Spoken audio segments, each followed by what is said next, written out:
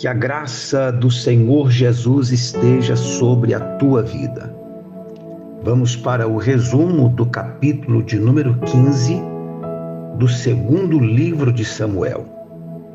Este capítulo narra a revolta de Absalão e a fuga de Davi com os seus homens da cidade de Jerusalém. O capítulo começa falando a respeito de uma estratégia usada por Absalão para ganhar o coração do povo, para ganhar para si a multidão. E tudo isto é muito psicológico. Absalão sabia o que estava fazendo e sabia muito bem onde queria chegar. Ele queria se tornar o rei sobre Israel e para isto precisava da aprovação dos homens. Uma vez que entendia que era necessário ganhar o coração dos homens para si, ele então se coloca na posição de um juiz, mesmo não sendo.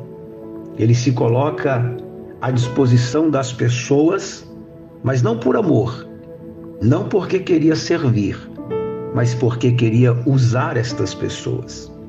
E neste momento, Absalão tem nos seus lábios doces palavras para todas as pessoas.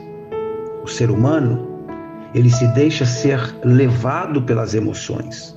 E aqui, o que Absalão está usando é uma armadilha psicológica, falando às pessoas aquilo que os seus ouvidos desejavam ouvir. Não nos trata assim o Senhor.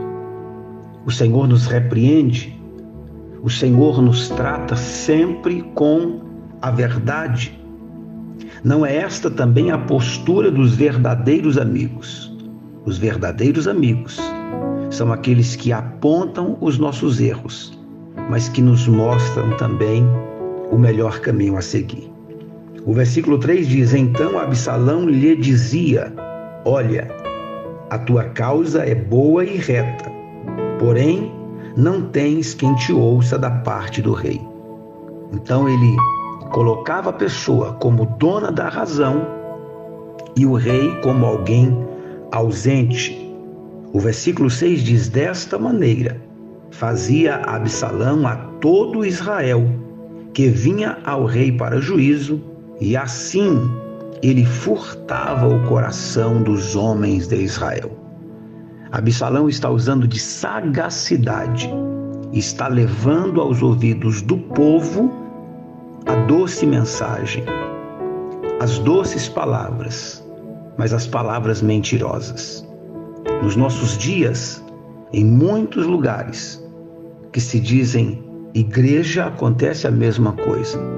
Muitos líderes não conseguem mais pregar o santo evangelho, não conseguem mais apresentar uma mensagem que combata o pecado, com medo de perder a multidão, com medo de perder a parte financeira da igreja e na vaidade de ajuntar para si uma multidão, deixam de pregar o verdadeiro evangelho, que fala de santificação, de arrependimento, de perdão e de renúncia, para apresentar ao povo a mensagem de Absalão: a tua causa é boa e reta, quando na verdade o Senhor está chamando o seu povo para um reavivamento, para um compromisso com a palavra, para um compromisso com a oração e para um compromisso com a santificação.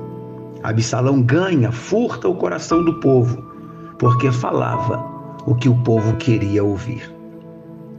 O texto segue e a Bíblia diz então que a notícia chega aos ouvidos do rei, que junta os seus homens e agora tem que fugir de Jerusalém.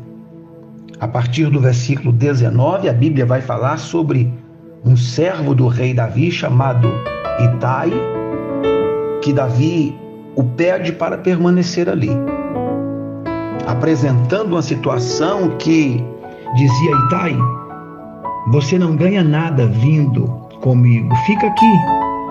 Mas o Itai responde no versículo 21: Tão certo como vive o Senhor, e como vive o Rei, meu Senhor, no lugar em que estiver o Rei, meu Senhor, seja para a morte, seja para a vida, lá estará também o teu servo. Isto nos ensina que Deus colocará nas nossas vidas pessoas que vão nos amar, independentemente da nossa posição. O Itaí está dizendo: se tu fores o rei, estarei contigo. Se tu fores destituído do trono, estarei contigo. Se tu entrar na guerra para a vida, estarei contigo. Mas se tu entrar para a guerra, na guerra para a morte, estarei também contigo.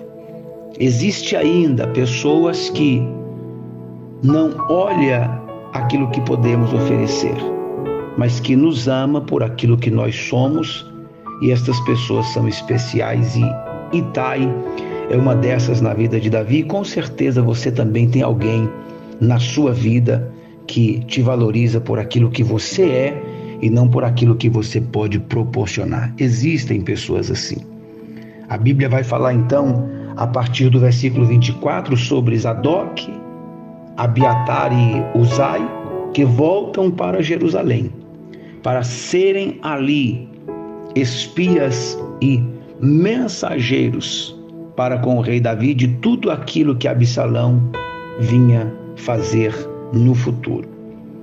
Este é o resumo do capítulo 15, que vai mostrando ainda consequências, desastres na vida de Davi e na vida de Israel por causa do pecado do rei. O pecado traz consequências devastadoras, mas não é o fim. Existe ainda uma saída. Existe ainda um tempo de restauração. Davi vai pagar este preço e vai ter a sua vida e o seu reino restaurado, porque este Deus é justiça, mas também é amor, e nos dá sempre uma nova oportunidade. Que Deus te abençoe, no nome de Jesus.